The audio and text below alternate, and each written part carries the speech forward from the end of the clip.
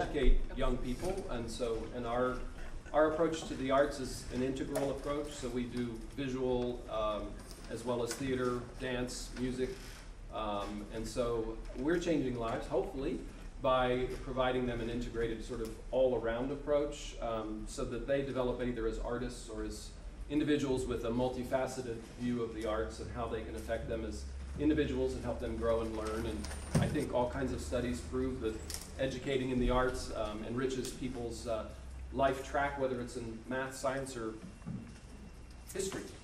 Well, one thing I'd like to share with you all is we have a project called Rhythm Dance Music and You, which is our outreach program that we have been doing for 16 years.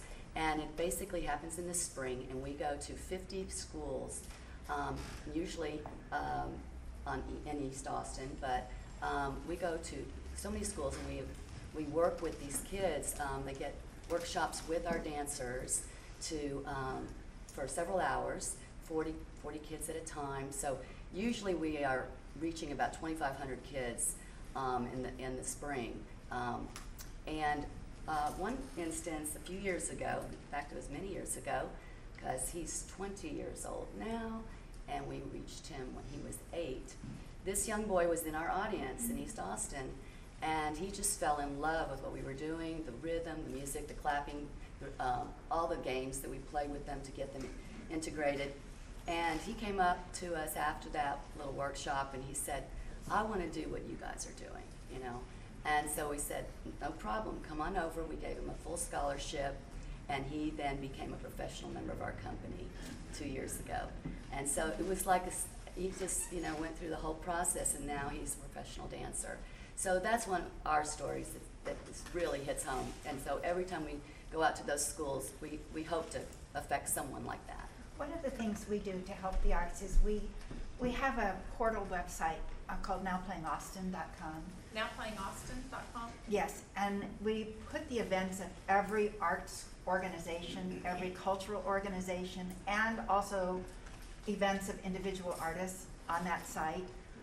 We have a partnership with the City of Austin to do the site, so that's done in partnership with them. We serve over 900 organizations on that site.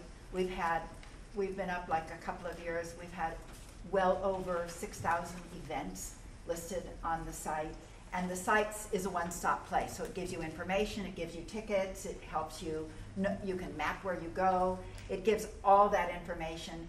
And because we're a nonprofit, it's not like we're making money on the site. There are some other sites out there that are for-profit, but whatever money we make goes back out into supporting the community. But that has done a lot to build awareness and to build audiences. So I think for Theater Action Project, because we're actually in the schools with pretty socially rich curriculum, one of the programs we do is a 4th grade program based on anti-bullying, and we use the Holocaust and the Civil Rights Movement, and it's engaging, and the kids are involved in this. And a lot of the counselors will give us feedback saying that they then watch the students in the playground, waiting for the bus, in the classroom, using some of the productive language to deal with anti-bullying, the kind of courageous bystander language that we look and train our own children in terms of standing up for what's right, knowing when to go help. It's very practical information. We teach it to the kids in terms of creativity. The other real personal story for me for first night, when I was organizing the very first night, was that is a gift to the community. And I had my little green cart, and I was driving around making sure there weren't problems. And there was an older woman with a walker who was crossing Congress Street, and I asked her if she needed help. She needed to get to the bus. And here was an older woman who by herself had come downtown on public transportation using a walker to experience the magic of that community celebration. And that we were able to give a gift to just one. I mean, there was over 100,000 people there, but I kept thinking about the importance of reaching one person emotionally through creativity. She could have been watching, she could have been participating, she could have been home by herself watching television, but she took it upon herself to take the risk to come downtown and participate. And I think all of us have experienced when somebody just gets that little nudge or has enough impetus to come and participate directly in the arts. It gives me goosebumps still thinking about that woman. Sylvia? Oh, thank you.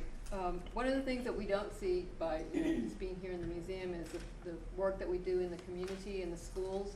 And this past year, we had 40 after-school and in-school classes in mainly the Dove Spring area, is the most underserved and highest crime rate area, not only in juvenile crime, also in not only in Austin but in the country.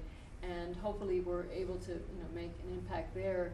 And a lot of the programs that we do not only is culturally based, but it's also based in a lot of the culture that connects with a lot of the students, because the majority of these kids are from Mexican or Mexican American families, and so a lot of our programs are based in cultural education. Also, I don't know if some of you came earlier and saw the two groups of students that we have.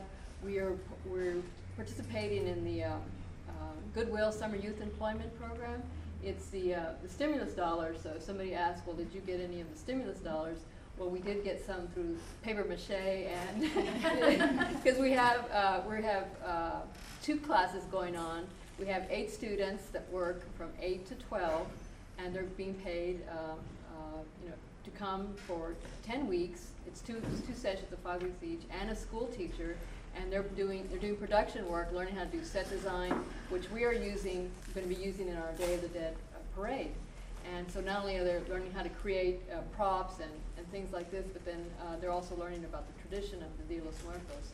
And then in the gallery, we have a teen docent program where these students are learning public speaking, they're learning art education, they're learning how to conduct, how to be docents, and that's being also conducted by a master's student in arts education, arts history, and they're getting really expertise information.